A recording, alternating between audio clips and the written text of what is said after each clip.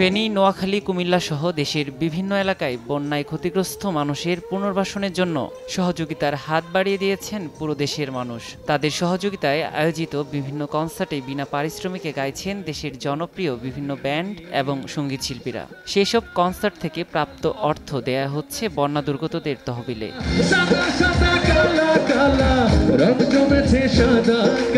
বৃহস্পতিবার বন্যার্তদের পুনর্বাসনের জন্য চ্যারিটি কনসার্টের আয়োজন করে সেভ বিডি।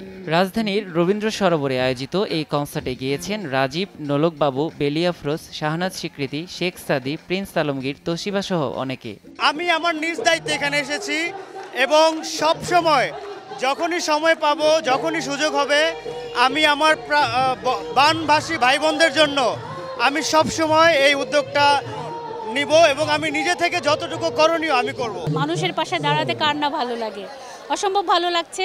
পরিবেশটা অনেক সুন্দর, অনেক অডিয়েন্স, গান গেয়ে খুব মজা পেলাম, খুব ভালো লাগছে। এই ধরনের প্রোগ্রামে প্রথমবার আসলাম, অনেক ভালো লাগছে। আর বন্যার্তদের জন্য আমি আমার টিম নিয়ে প্রায় 1000 মানুষের আয়োজন করেছিলাম। এখনো চেষ্টা করছি যাদের বাড়িঘর ভেঙে গেছে তাদের পাশে থাকার জন্য। সবাই মিলে করলে এটা অনেক বড় একটা হেল্প হয়ে যাবে, বিকজ অফ দোজ পিপল যারা হেল্প করেছেন। সো আমরাও হেল্প করেছি, বাট ফিজিক্যালি হেল্প করতে পারিনি না। আর অনেকেই বলেছে যে সাহায্য করেছে তো দেখা যায়নি কেন? ভাই সাহায্য করলেই কি দেখাতে হবে এমন কোনো কথা আছে? সেভ বিডি আয়োজিত এই কনসার্টে উপস্থিত ছিল হাজার দর্শক।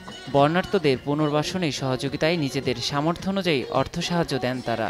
এর আগেও আমি ছিলাম, আমি বন্যার্তদের পাশে ছিলাম এবং কি আরও যেগুলো ছিল আমি সবগুলাতে অ্যাটেন্ড করছি। আর যতটুকু পারছি বন্যার্তদের পাশে আমি সাহায্য করছি। এই কনসার্ট দিয়ে আমরা মানুষের সহযোগিতা করতে পারতেছি, নিজের কাছে অনেক গর্ব লাগতেছে বন্যার্ত মানুষদেরকে সহযোগিতা করতে। সবাই বাসা থেকে করে আসে যে বন্যার্তদের জন্য হচ্ছে কি এখন পুনর্বাসন দরকার, এর জন্য আগে 10 টাকা দিলে এখন 50 টাকা বা 100 টাকা এই কনসার্টের জন্য দিচ্ছে। এই যে বন্যার যে চিহ্ন দিয়েছে, যারা সাহায্য করছে তাদের হাতে মার্কার দিয়ে দাগ দিয়ে দিয়েছে, আমরা করছি এই যে আমাদের হাতে।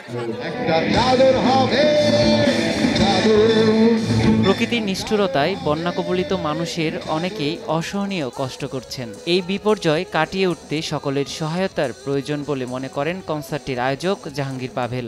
বন্যা পরবর্তী সময়টায় একটা বিশাল সমস্যা হয়, যেটা হচ্ছে পুনর্বাসনের কাজটা। এটা আসলে অনেকে করে না, এটা অনেক ব্যয়বহুল একটা জিনিস।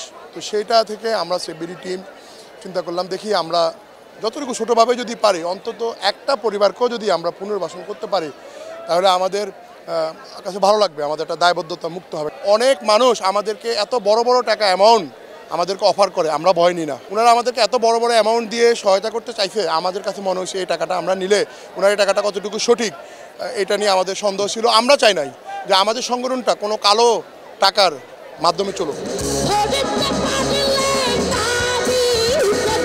সাংস্কৃতিক শক্তিকে কাজে লাগিয়ে সমাজে ইতিবাচক পরিবর্তন আনা, প্রান্তিক মানুষের পাশে দাঁড়ানো এবং বৈষম্য দূরীকরণের পথে এগিয়ে যাওয়ার লক্ষ্যে প্রায় প্রতিদিনই আয়োজন করা হচ্ছে নানা কনসার্টের। সুন্দর এবং আদর্শিক বাংলাদেশ গঠনে ব্যক্তি পরিবর্তন আবশ্যিক বলে মনে করছেন অনেকে।